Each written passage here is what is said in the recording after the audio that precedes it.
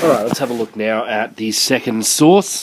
As most of you picked up, it is indeed an extract. It's an extract from Memoirs. What do we know about Memoirs? They are usually published, obviously. Not only are they published, they're for the public. They're usually by prominent people. So usually it's their thinking on what occurred. It's their opinion. So it's obviously Sir Edward Grey's opinion. So what can we pick out from this?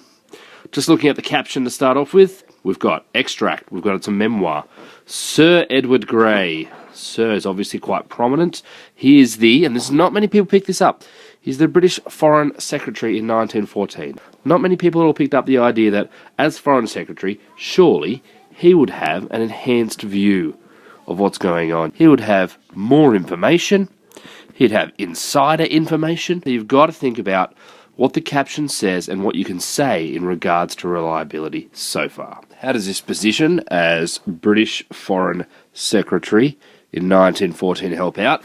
As I've already said, he had a whole lot of insider information. He had more information. He obviously had a very powerful position. He's clearly going to be biased, though. So if we're looking at a question of reliability, once again, we can't simplify anything.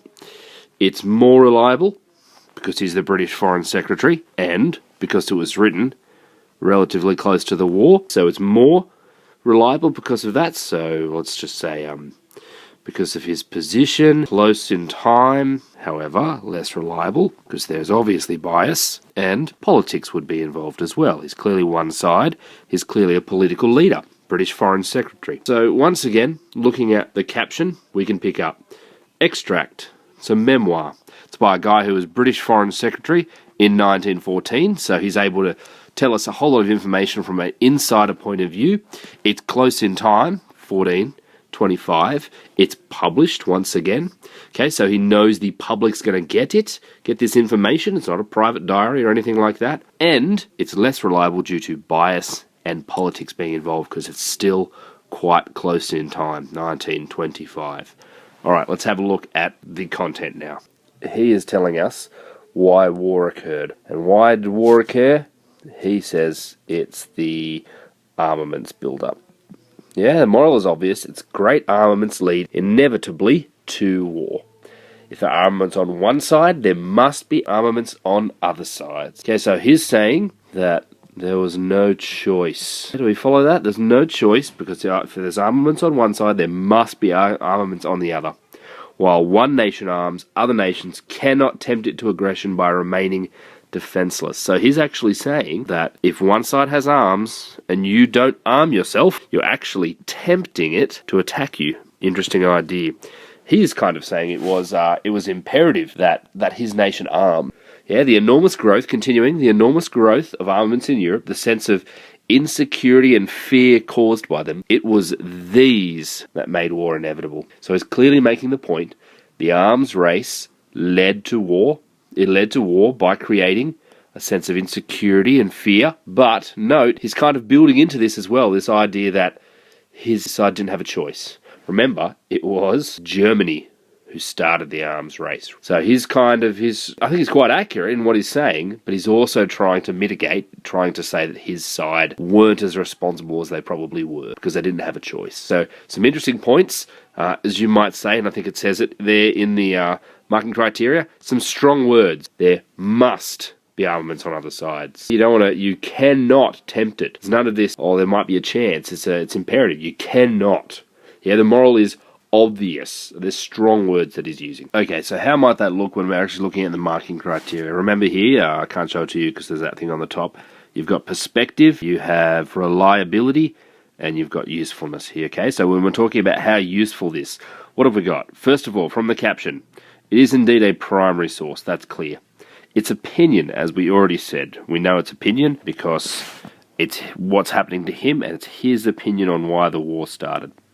So perspective, opinion, primary source, it's British clearly, and is the Foreign Secretary. So there's the perspective. Reliability, how does that work with reliability? So it could be compromised, as Grey is writing from a British perspective, and obviously they had he's kind of got a point to prove, so it could be compromised there.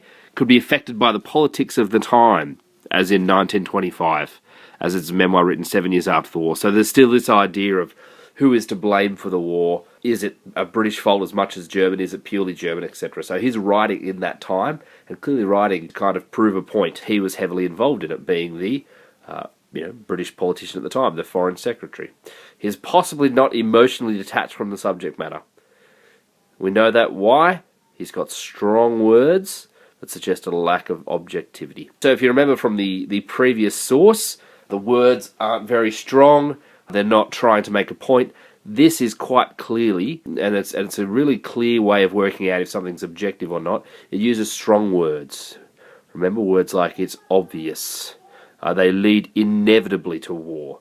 If there's armaments on one side, there must be armaments on other sides. One nation arms, other nations cannot tempt it to aggression by remaining defenseless. They're strong words. They're not iffy. They're not, it could possibly occur or it might happen. They are, it will happen.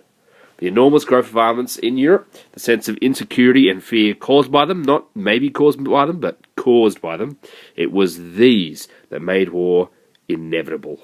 So these strong words suggest a lack of objectivity. So how useful is it? Well, it is obviously very useful.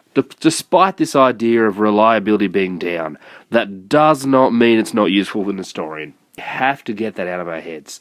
What's he going to do? He's going to look at this source, and he's going to look at a German guy that's the same, and he's going to look at 5 other historians that wrote books in 1925, and he's going to look at 15 different secondary sources and their opinions.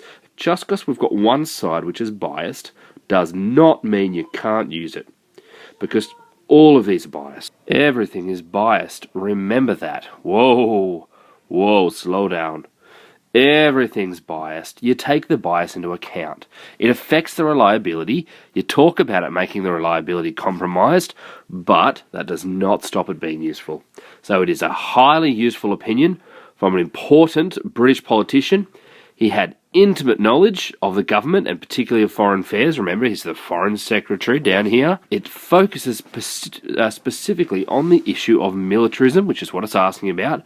It argues that a massive build-up in armaments creates insecurity and leads inevitably to war. So a very, very important and useful source that we can use, a historian can use most importantly. Hopefully that helps.